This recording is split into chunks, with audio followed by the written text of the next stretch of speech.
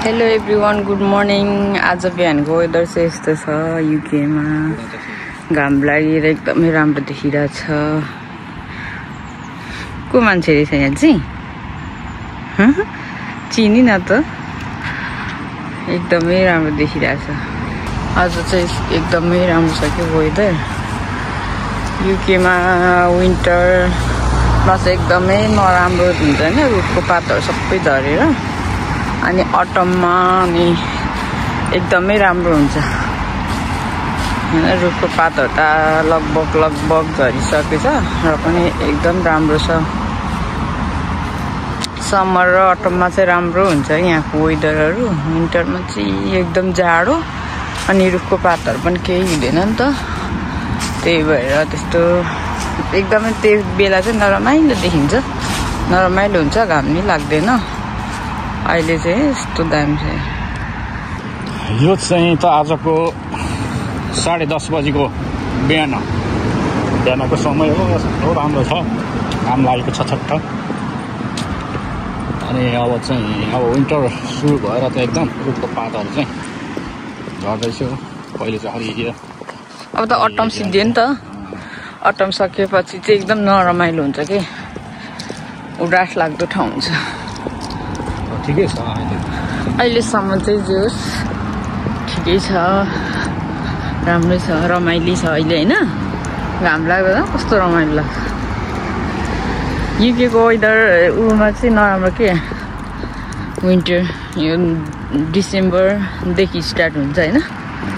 अहिले चाहिँ November. Summer अनि अटममा चाहिँ एकदम रमाइलो हुन्छ। मलाई चाहिँ रमाइलो लाग्छ किनभने घाम एकदम लाग्छ। अनि त्यसपछि अटममा चाहिँ रुखहरूको पातहरू झर्छ नि त, त्यतिखेर अनि एकदमै रमाइलो लाग्छ। अनि समरमा त फुल फुलेर एकदमै धेरै फुलहरू हुन्छ नि त यहाँनिर।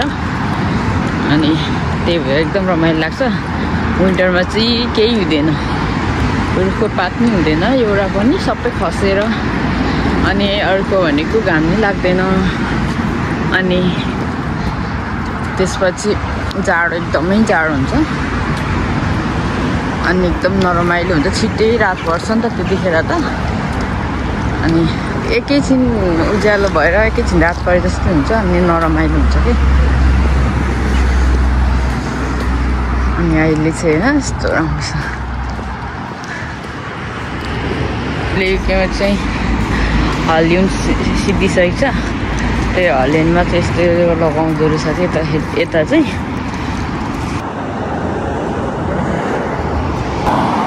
मैले चाहिँ हलोविनको बारेमा चाहिँ एउटा भिडियो बनाउनु पर्यो भनेको थिएँ, तर त्यो टाइम चाहिँ मेरो काम परेकोले मैले चाहिँ बनाउनु पाएन। अहिले चाहिँ हलोविन सिद्धिसकेको छ कि। यतातिर पनि हलोविन चाहिँ एकदमै राम्रोसँग मनाउँदो रहेछ। अनि मैले भिडियो बनाउने प्लान चाहिँ बनाएको थिएँ, तर बिजी भएँ, बनाउन पाइनँ। मेबी नेक्स्ट इयर म बनाउँछु। यसपालि त्यस्तै भयो। यहाँ चाहिँ हलोविन मलाई त एकदमै डर लाग्ने कि त्यो घरमा राखेको त्यो हुन्छ नि भूत जस्तो तर्साउनेहरू जस्तो नि ड्रेसहरू पनि त्यस्तै लगाउने, त्यसै एकदमै डर लाग्ने खाले थियो कि। मलाई एकदम डर लाग्ने कि। तर यता चाहिँ अलिक कम मनाउँदो रहेछ। युकेमा चाहिँ प्रायले मनाउँदैन, जस आधीले मनाउँदैछ। सबै मान्छेहरूले चाहिँ मनाउँदैन रहेछ।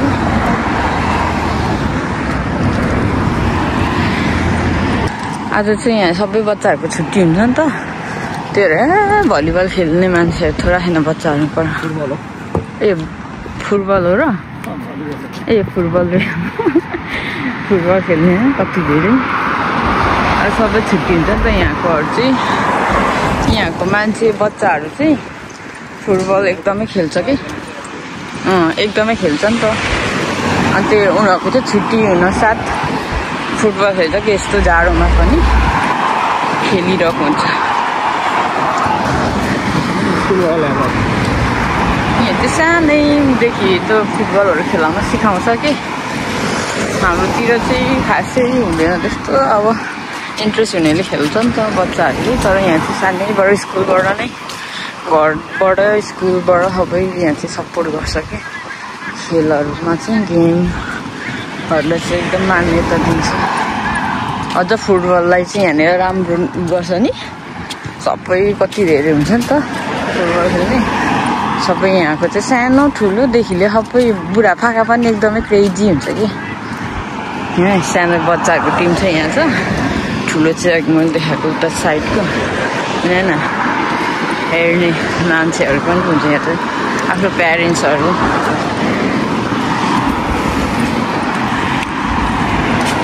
आज हामी कति घन्टा हिँड्यौँ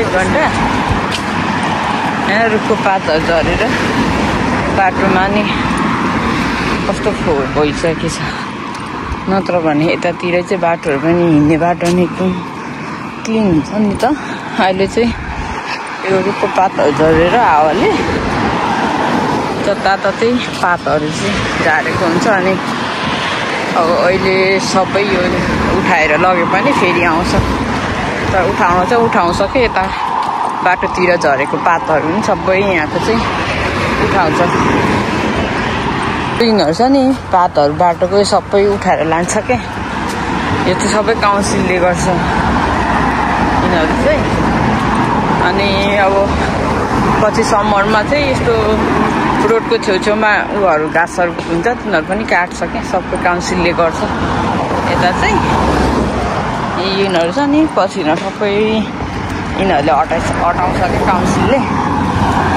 यतातिर चाहिँ बस्नलाई मान्छे बस्नलाई यस्तो बाटोतिर पनि राखिदिएको हुन्छ क्या अब बुढापाकाहरू हिँड्छ नि त अनि थाक्छ भनेर हामी चाहिँ आज 1 घन्टा यात्रा गऱ्यो आज चाहिँ बिहान 1 घन्टा कस्तो यस्तो खुल्ला छ है एकदमै राम्रो छ बादलहरू नि कस्तो दामी छ आज चाहिँ जाडो भयो नि हावा चल्यो नि वेदर चाहिँ एकदम राम्रो छ कि बाहिर हिँड्नको लागि चाहिँ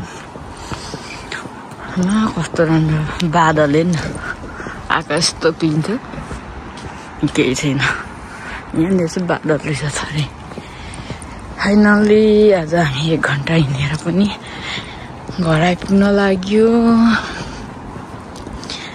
आज चाहिँ एकदम फ्रेस भयो जस्तो धेरै दिन भएको छ नि त बाहिर ननिस्केको जाडोले नि अनि अर्को भनेको बिजी भएर अनि आज चाहिँ एकछिन हावा खान बाहिर निस्किएको एकदमै फ्रेस भयो त भाइ एकदम फ्रेस फुलहरू स्टिल फुलिरहेछ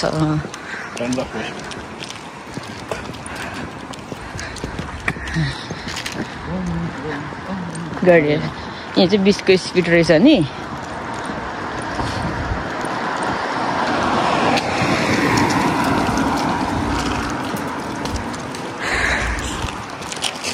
को यो 2 जना